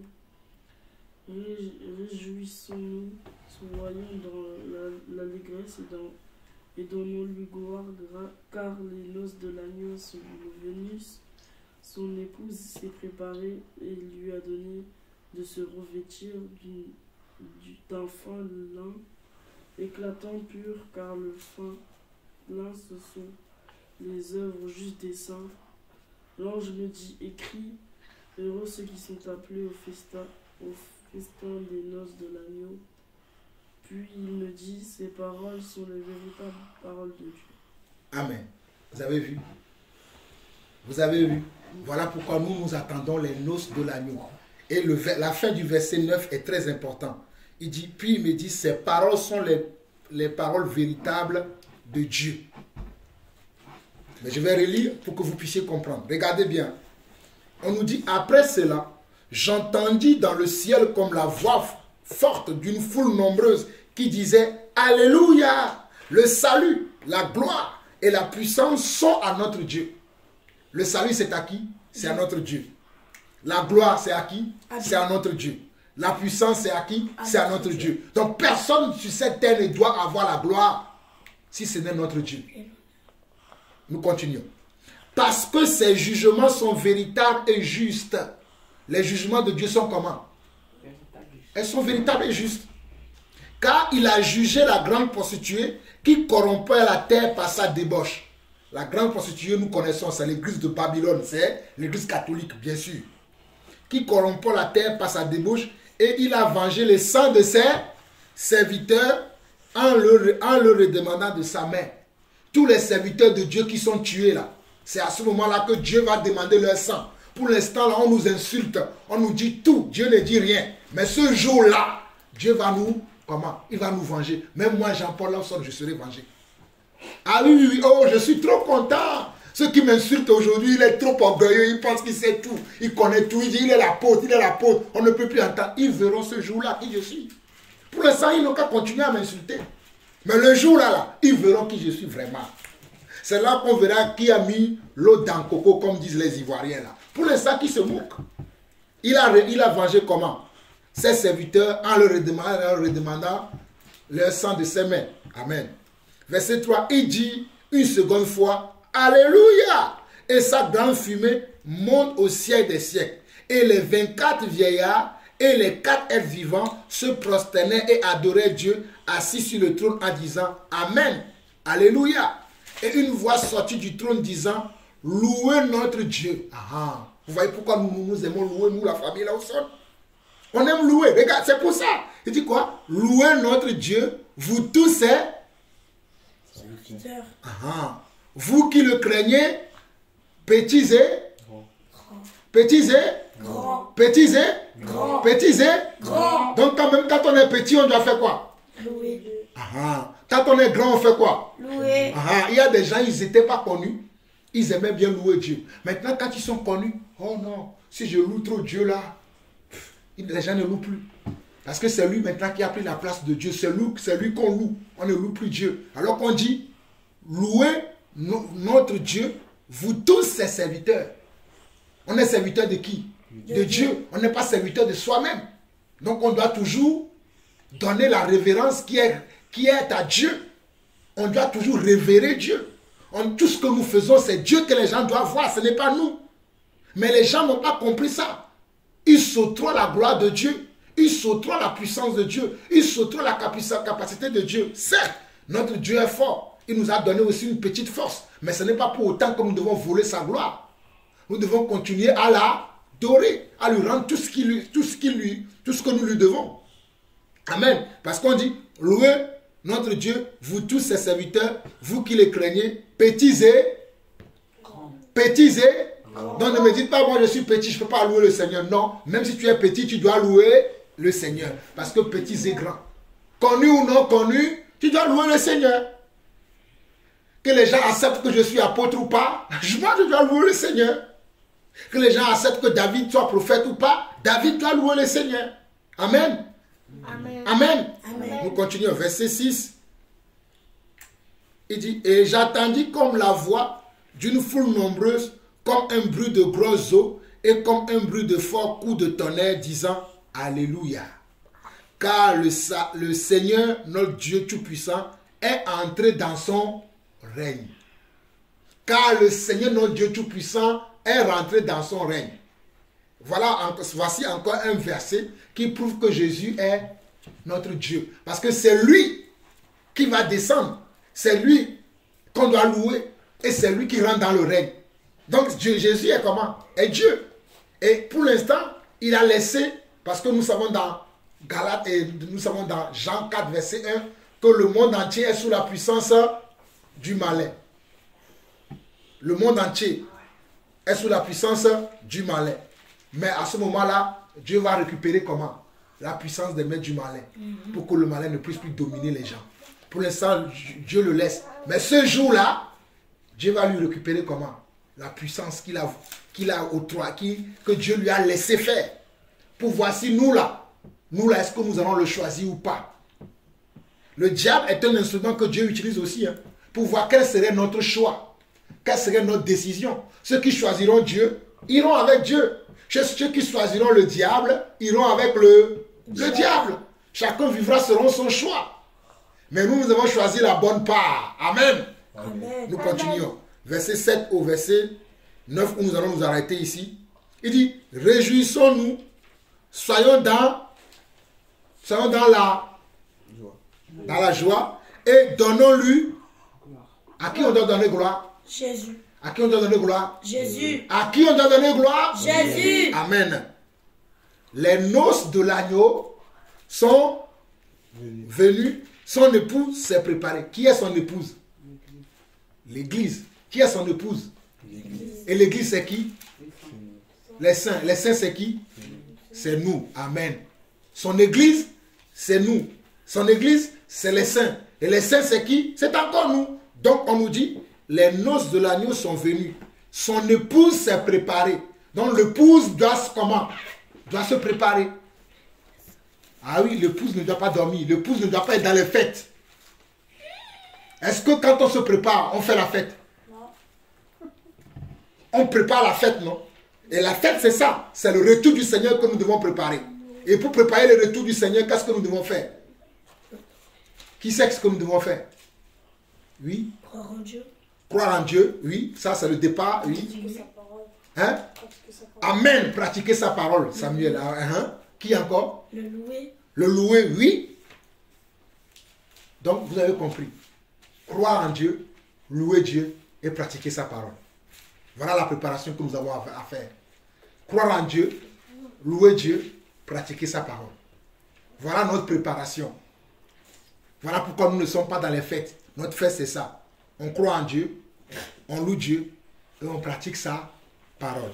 Et il dit, pour finir, il dit, les noces de l'agneau sont venues, son épouse s'est préparée et il lui a été donné de se revêtir d'un fin lin éclatant, pur, car le fin lin, ce sont les œuvres.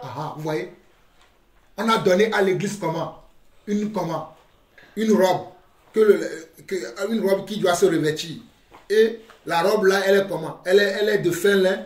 Et on dit que la robe là, ce sont les œuvres. Les œuvres des saints. Et quelle œuvre? Œuvre juste. Donc, notre pratique de la parole, c'est ça nos œuvres. Juste. Voilà. Notre pratique de la parole, c'est ça nos œuvres. Juste. Donc, nous devons pratiquer la parole. Parce que si nous ne pratiquons pas la parole, nous n'aurons pas des œuvres Juste. qui seront notre robe. Juste. Voilà, qui vont nous amener à être justes et à être avec le Seigneur. Ce sont nos œuvres justes là qui nous amènent à être avec le Seigneur. Si nous n'avons pas des œuvres justes, nous ne serons pas avec le Seigneur. Amen. Amen. Amen. Amen. Amen. Amen. Le Seigneur, l'ange me dit, écrit, heureux ceux qui sont appelés au festin des noces de L'agneau. Heureux ceux qui sont appelés au festin des noces de L'agneau. Puis il me dit, ces paroles sont les véritables. Parole de Dieu. Voilà. Les paroles là sont les paroles véritables de Dieu. Alors si quelqu'un vous dit que le Seigneur ne reviendra pas, est-ce que vous allez encore les écouter? Non. Si quelqu'un se moque de votre Dieu, est-ce que vous allez même discuter avec eux? Non. Parce qu'ils ne connaissent pas. Osée 4:6. Mon peuple périt parce qu'il lui manque de la connaissance, parce qu'il refuse la connaissance. Osée 4:6, ma soeur Richeva, lis-nous ça rapidement. Osée 4:6. Il y a même des chrétiens qui ne connaissent pas ce que nous lisons là. Osée 4:6. Lisons ça. Osée 4:6. Osée 4:6. C'est l'Ancien Testament. L'Ancien Testament, comme David dit. Je vais voir dans Osée 4:6. Peut-être que c'est là. Et après, nous allons finir dans 1 Corinthiens chapitre 15. Osée 4:6. Et après, nous allons finir dans 1 Corinthiens chapitre 15. Page 1011. Osée 4:6. Mon peuple périt, mon peuple est détruit par manque de connaissance, comme vous avez rejeté la connaissance. Je vous rejetterai aussi, et vous ne serez plus mes Cohen, donc mes serviteurs. Comme vous avez oublié la Torah de notre Dieu, j'oublierai aussi vos enfants. Amen. Vous avez vu, Osée 4:6 dit que mon peuple est détruit parce qu'il lui manque la connaissance. Et parce que vous avez rejeté la connaissance. Souvent, les gens utilisent cette partie-là, ils utilisent ce verset, ils utilisent que la première phrase. Ils disent que Osée 4:6, mon peuple est détruit parce qu'il lui manque de la connaissance. Non, parce que il lui manque de la connaissance parce qu'eux-mêmes, ils ont rejeté cette connaissance-là. Cette connaissance, c'est nous, les vrais serviteurs de Dieu. Nous, les vrais enfants de Dieu, qui transmettons cette connaissance-là. Mais il y a des gens qui ne veulent pas accepter cette connaissance-là. Ils refusent. Oh, moi, c'est Jean-Paul Lawson que moi je vais écouter. Je suis tellement tombé bas que c'est ce monsieur-là qui raconte des balivernes là que moi je vais écouter. Mais sauf que mes balivernes sont de la vérité. Et ces vérités-là m'ont sauvé moi-même. Font que je garde mes pieds sur terre. Relis David dans ta version, Osée 4:6 là. Relis rapidement. Mon peuple est détruit parce qu'il lui manque la connaissance. Puisque tu as rejeté la connaissance, je te rejetterai et tu seras dépouillé de mon sacerdoce. Amen. Attends. Osée 4:6, il dit, mon peuple est détruit parce qu'il lui manque de la connaissance. Et puisque tu as rejeté la connaissance, moi aussi je ferai quoi? Je te rejetterai. Puisque les hommes ont rejeté la connaissance, Dieu aussi les rejettera. Parce que Dieu, c'est la connaissance aussi. Est-ce que vous avez cette façon-là de voir les choses? Dieu aussi, c'est de la connaissance. Et Dieu veut que tu sois dans la connaissance. Mais toi, tu dis, je ne veux pas. Je ne veux pas de cette connaissance. Ou bien quand on partage cette connaissance-là, tu dis, la manière dont on la partage, toi, ça ne te plaît pas. Vous voyez? Souvent, je vois des gens utiliser ce verset, ils lisent que la première phrase. Oh, mon peuple est détruit parce qu'il lui manque de la connaissance. Mais pourquoi il le manque à la connaissance au peuple? Parce que le peuple a rejeté la connaissance. Quand on partage la connaissance, le peuple ne veut pas. Il y a des frères et sœurs, quand je partage les enseignements, pourquoi je me tue à enregistrer nos cultes? C'est pour que tout le monde soit en connaissance de ce que nous connaissons. Moi, je connais déjà. Il y a certains frères et sœurs aussi qui connaissent déjà. Mais il y a certains qui ne connaissent pas. Voilà pourquoi je fais tout pour que cette connaissance-là puisse atteindre tout le monde. Pour que tout le monde puisse connaître cette vérité-là. Mais les gens ne veulent pas. Ils refusent. Si tu refuses, je te donne un cadeau, tu ne veux pas. Est-ce que tu vas avoir le cadeau? Je dis, David, voici un chèque de 100 000. Prends. Tu dis, non, je ne veux pas. Ça veut dire, tiens, un chèque de 100 000. Tiens, non, je ne veux pas. Mais tu n'auras pas les 100 000. Mais si tu le prends, tu vas le déposer à la banque. Tu auras les 100 000. Tu seras riche. Si c'est un chèque d'1 milliard, tu seras un milliardaire. Parce que tu as accepté. Mais celui qui ne veut pas accepter, sera-t-il milliardaire? Non. C'est la faute de qui? De lui-même, parce qu'il n'a pas accepté. Amen. Finissons, on finit l'enseignement dans 1 Corinthiens chapitre 15. Là, on finit l'enseignement et ça, c'est le dernier passage qu'on va lire aujourd'hui. 1 Corinthiens chapitre 15. 1 Corinthiens chapitre 15.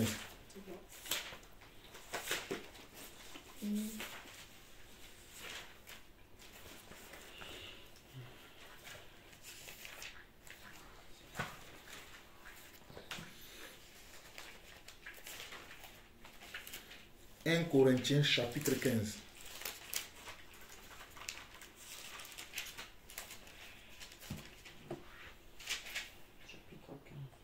On lit du verset 1 au verset 2 d'abord. 1 Corinthiens chapitre 15, on lit du verset 1 au verset 2 d'abord. Après, on va lire à partir du verset 51. 1 Corinthiens chapitre 15, verset 1 au verset 2 dit: « Je vous rappelle, frères, l'évangile que je vous ai annoncé, que vous avez reçu, dans lesquels vous avez persévéré et par lesquels vous êtes sauvés. » Donc d'abord, pour être sauvé, il faut quoi? Il faut recevoir l'évangile. Et quand tu reçois l'évangile, il faut après persévérer. Mais ce n'est pas fini. Regardez le verset 2.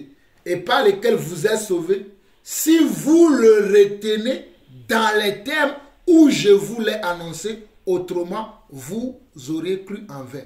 Donc on doit garder l'évangile dans les termes où on nous l'a annoncé. Ce n'est pas l'évangile où on prêche aux gens aujourd'hui que tu crois, une fois que tu crois, tu es sauvé pour toujours. Non. On voit que si tu crois, tu n'as pas persévéré, tu n'es pas sauvé. Puisque Jésus dit aussi, dans Matthieu 10, celui qui persévérera jusqu'à la fin sera sauvé. Donc, non seulement tu dois croire, mais tu dois aussi persévérer. Et persévérer veut dire que tu dois garder les commandements de Dieu, comme nous l'avons vu dans Jacques chapitre 2 aujourd'hui. Nous l'avons vu également dans Éphésiens 5. Vous voyez que l'évangile que les gens prêchent et que ce que nous croyons, ce n'est pas la même chose. Oh, même si tu meurs, le pape, on va faire une prière pour toi, tu vas sortir du purgatoire pour aller. On a vu ça là, ici. Pour aller au ciel. On a vu ça ici? Non. Ah. Voilà pourquoi Paul dit encore, je vous rappelle frère, il donne un rappel. Il dit, je vous rappelle frère, l'évangile que je vous ai annoncé, c'est le même évangile que moi aussi j'annonce. Voilà pourquoi je rends grâce à Dieu parce que je suis un apôtre. Il dit, je vous rappelle frère, l'évangile que je vous ai annoncé, que vous avez reçu, je vous l'ai annoncé, vous l'avez reçu, dans lequel vous avez persévéré. Je vois que vous avez persévéré. Il dit, et par lequel vous êtes sauvés. Au moment où il parle là, hein, si vous restez comme ça, par lequel vous êtes sauvés. Si, il dit maintenant, ne vous trompez pas. Quand il y a un si, ça veut dire, on ne doit pas se tromper. Ça veut dire qu'il y a un petit bémol quelque part. Il y a une attention à faire. Il y a une condition. Voilà. Il y a une condition à respecter. Dans le contrat, il y a une condition. Il y a des clauses.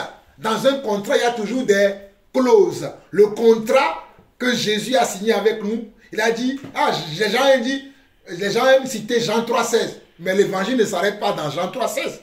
Il y a Matthieu 10 aussi. Il y a les autres passages aussi que Dieu a donné, que Jésus a donné.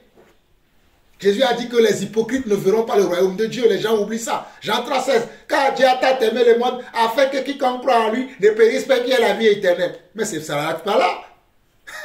Croire c'est le début. Mais après, il faut marcher dans la foi. Voilà pourquoi Paul dit ici, au verset 2, et par lesquels vous êtes sauvés, si vous le retenez dans les termes, il y a des termes dans l'évangile que nous prêchons. Et ces termes-là, c'est ce que vous avez pu trouver tout à l'heure, c'est-à-dire de garder la parole, de marcher selon la parole. Gardez dans les termes où je vous l'ai annoncé, autrement, vous aurez cru en vain. Je voulais que vous sachiez ça aussi et que nos frères qui nous suivent aussi comprennent que je ne prêche pas un évangile qui est contraire à ceux de mes prédécesseurs. Moi, je reste sur la doctrine des apôtres. Je ne prêche pas l'évangile des religieux. Je prêche l'évangile des apôtres. Car nous nous sommes fondés sur le fondement des apôtres et des prophètes. Et Jésus-Christ lui-même, il est la pierre angulaire. Et Paul a dit que Dieu a établi premièrement dans l'église les apôtres. 1 Corinthiens 12. Gardons un doigt ici. Allons lire ça rapidement. 1 Corinthiens chapitre 12. C'est juste deux chapitres avant le chapitre 15 là. 1 Corinthiens chapitre 12, verset 28. Écoutez bien ça. 1 Corinthiens chapitre 12, verset 28. Qu'est-ce que Dieu dit? Et Dieu a établi dans l'église premièrement des apôtres. Deuxièmement des prophètes. Troisièmement des docteurs. Ensuite ceux qui ont le don des miracles. Puis ceux qui ont le don de guérir, de secourir, de gouverner, de parler diverses langues. Mais premièrement dans l'église, qui Dieu a établi? Les apôtres. Voilà pourquoi dans 1 Corinthiens chapitre 3, Paul dit, j'ai bâti comme un sage architecte, que chacun prenne garde à la manière dont il bâtit dessus. Mais allez écouter les hommes de Dieu aujourd'hui, de comment ils bâtissent sur l'église, le fondement que Jésus a posé. Allez écouter les serviteurs de Dieu aujourd'hui. Ils racontent n'importe quoi. Ils racontent des balivernes. Crois à Jésus, tu vas avoir le mariage. Comme si Jésus est venu pour nous donner le mariage. Jésus, c'est vrai que si tu crois à Jésus, tu peux aussi te marier. Mais il n'y a pas que ça. Ce n'est pas que Jésus dit, crois en moi et tu seras sauvé. Amen. Allons maintenant dans le verset 51 de 1 Corinthiens chapitre 15. On va lire du verset 51 jusqu'au verset 58 et après on a fini l'enseignement. 1 Corinthiens 15, verset 51 à verset 58. Suivez, moi je vais lire. Voici, je vous dis un mystère. C'est la même chose qu'on a vu tout à l'heure dans 1 Thessaloniciens chapitre 4. Il dit, voici, je vous dis un mystère. Nous ne mourrons pas tous, mais nous serons changés en un instant, en un clin d'œil, à la dernière trompette. La trompette sonnera et les morts ressusciteront incorruptibles et nous serons changés. Les morts, ça veut dire les morts en Christ. Comme Paul l'a dit précédemment dans 1 Thessaloniciens chapitre 4. Regardez ici, il dit 52. Bon, je vais relire à partir du verset 51. Voici, je vous dis un mystère. C'est un mystère ce que nous racontons. Voilà pourquoi beaucoup de gens ne croient pas à cela. Il dit, oh, comment un mort peut ressusciter? Comment une trompette va sonner? Les morts en Christ vont ressusciter. Jésus va revenir. Ça devient un mystère pour les gens. Mais nous aussi, nous savons que c'est un mystère. Mais Dieu nous a donné la capacité d'y croire. Amen. Il dit, voici, je vous dis un mystère. Nous ne mourrons pas tous, mais nous serons changés en un instant, en un clin d'œil, à la dernière trompette.